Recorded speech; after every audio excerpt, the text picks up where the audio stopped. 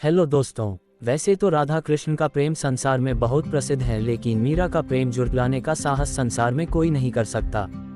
आइए एक छोटी लेकिन अर्थपूर्ण प्रेम कहानी सुनते हैं। मीरा और कृष्ण का प्रेम सांसारिक नहीं बल्कि आत्मिक और भक्ति भाव से परिपूर्ण था। मीरा का जन्म राजस्थान के मेवाड़ के एक राजघराने में हुआ था। बचपन में ही उन्होंने भगवान कृष्ण की मूर्ति को अपना पति मान लिया था। उनके लिए कृष्ण सिर्फ भगवान नहीं बल्कि उनके जीवन के साथी, मित्र और प्रेम थे। राजघराने में पली बड़ी मीरा का विवाह राजा भोजराज से हुआ, लेकिन वे कृष्ण प्रेम में इतनी लीन थीं कि सांसारिक संसार उनकी भक्ति के आगे फीका पड़ गया। वे दिन रात कृष्ण की मूर्ति के सामने भजन गाती, नृत्य करती और उनसे बात करती। उनके भजन और प्रेम की गूंज पूरे राज्य में फैल गई, जिससे कई लोग उनकी भक्ति का विरोध भी करने लगे। कहा जाता है कि मीरा के परिवार वालों ने उनके कृष्ण मंदिर जाने पर रोक लगाने की कोशिश की, यहाँ तक कि उन्हें जहर तक दिया गया। लेकिन जब मीरा ने कृष्ण का नाम लेकर वह जहर पिया तो वह अमृत बन गया।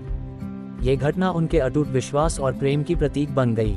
कृष्ण के प्रति मीरा की भक्ति इतनी प्रगाढ़ थी कि वे स्वयं को कृष्ण की दासी कहती थीं। अंत में वे वृंदावन और द्वारका पहुंची, जहां उन्होंने अपना संपूर्ण जीवन कृष्ण की भक्ति में समर्पित कर दिया। कहा जाता है कि द्वारका के मंदिर में एक दिन मीरा कृष्ण की मूर्ति में समा गईं और सदा के लिए उनके प्रेम में एकाकार हो गईं। कृष्ण और मीरा का प्रेम सच्ची भक्ति, समर्पण और आत्मिक संबंध का अनोखा उदाहरण है, जहां प्रेम में किसी अपेक्षा नहीं, केवल विश्वास और समर्पण होता है। Thank you.